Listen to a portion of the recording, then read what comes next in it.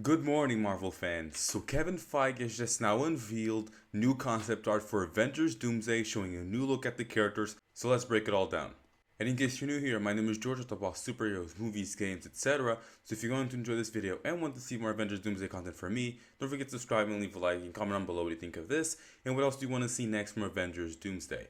I made a video yesterday talking about everything that Marvel's possibly going to reveal at San Diego Comic-Con later this month, and Avengers Doomsday is probably going to get a trailer at the same panel in 2 weeks. So if you haven't watched that video yet, go give it a watch. Let's talk about the concept art. So last night, Marvel Studios had a panel at Bilibili World, which is a Chinese sort of Comic-Con type of event in Shanghai. And in this panel, they talk about Avengers Doomsday and upcoming projects in the MCU. But the main event was the new concept art for Avengers Doomsday, so let's get into it. And here we have it, the new concept art for Avengers Doomsday. In the center, you can see a new look at Robert Downey Jr. as Dr. Doom and a beautiful mask. And then you can see that the rest of the heroes are divided in sort of groups, which is a rumor of the film that the heroes will be divided in groups, just like they were in Infinity War and Endgame, where you have the Avengers, the Fantastic Four, and then the X-Men. So first of all, let's take a look at the left side of the image. So here you have Chris Evans as Steve Rogers back for Avengers Doomsday. You can see that he's just now wearing civilian clothing, which is in line with what we've heard from leaked pictures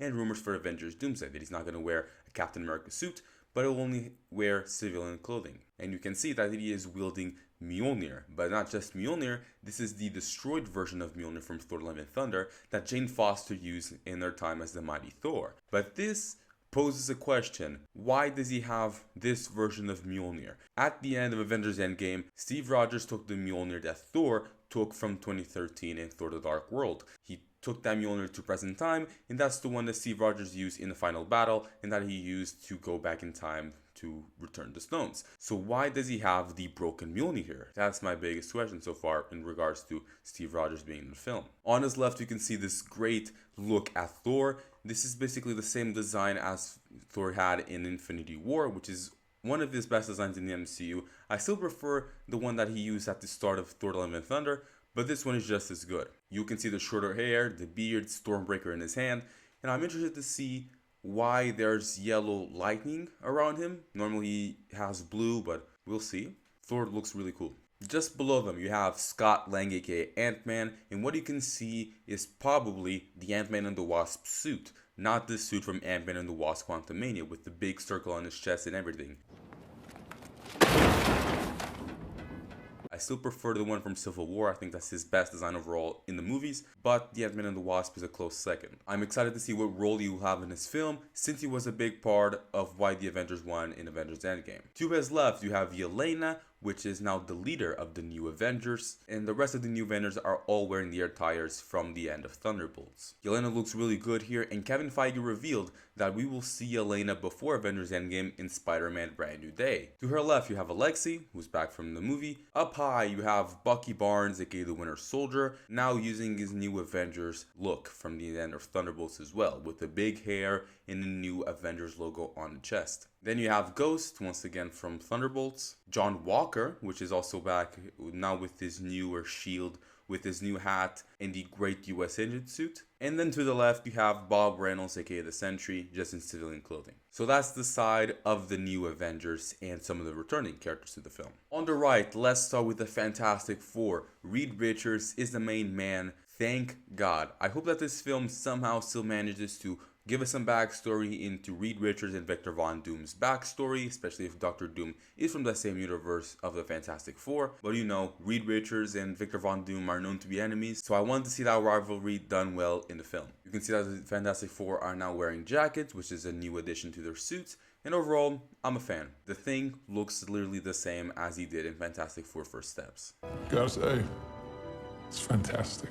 Above them, we have Captain America himself, Sam Wilson, in his Captain America Brave New World suit. I'm happy to see Captain America back in action. And just above Captain America, we have Joaquin Torres as the Falcon in this look from Captain America Brave New World. Great to see that he's back in action after his incident in Captain America Brave New World. I got it! Now, to the right of the Fantastic Four, a character I've been wanting to see for years now, Shang-Chi back in his new suit, which is said to be a little bit more comic accurate, now includes sort of like the scarf on the belt. Really, really cool. And just below everyone, we have Shuri and M'Baku. Shuri has an updated suit in comparison to Black Panther Wakanda Forever. I'm very excited to see what they're going to do with Shuri here, since Black Panther is always a big character in these big events. It's also really cool to see M'Baku, one of my favorite characters from the Black Panther films. I'm very happy to see him.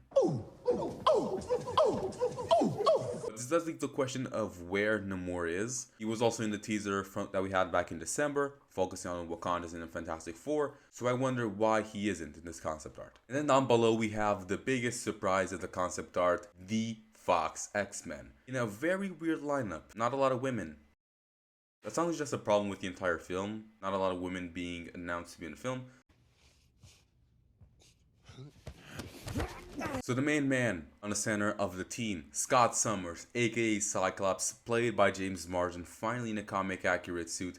He looks incredible. I can't wait to see what he does in this film. Cyclops has always been my favorite X-Men member, so I'm very excited to see him getting the spotlight that he deserves in live action. I can't wait. To his left, you can see Alan Cumming returning as Nightcrawler from X2 United. Very excited to see him back. Even if he's a little older, I still can't wait to see him in this film. He's set to have a big fight scene against Reed Richards, so I'm excited to see how that turns out. I'm very excited to see what they're going to do with Nightcrawler in this film. The only woman in this lineup, Mystique, played by Rebecca Romaine. Her design is very interesting. From the leaks that we've had, her hair looks a little weird, her skin color looks off, but her design, her suit looks overall pretty solid, so I'm excited to see what she's doing in this film. One of the biggest surprises in this lineup is Channing Tatum back as Gambit. I'm interested to see how he will differ from his appearance in Deadpool and Wolverine, since the Russo have already said that his portrayal will be a lot different than it was in Deadpool and Wolverine. You know how long I've been waiting for this? Woo, I'm about to make a name for myself here. I personally found him funny in Deadpool. I don't want to see much of that humor in this film. But let's see. I feel like this could have been just a one and done thing for Deadpool and Wolverine, but I don't mind it too much since I really like Gambit. Now, to the right of Scott Summers, Kelsey Grammer as Beast. We saw him in the post-credits scene of The Marvels alongside Monica Rambeau and Binary in that universe. I still want to see Monica in some sort of marketing because she's very important as to why the X-Men are in Avengers Doomsday. So it's weird that she hasn't even been announced to be in the film, isn't it? To the right, we have Sir Ian McKellen back as Eric Clenchar, aka Magneto. Now we're in a different, more aged up comic design. The helmet looks a little interesting. Need to see it in better quality whenever a trailer comes out. But overall, I'm very excited to see him back. One of my favorite characters in Fox X-Men films, so I'm very excited. And then, to the right, Professor X, played by Sir Patrick Stewart. Can't wait to see him. He's probably gonna die like every time he's appeared in the MCU. Hello, man.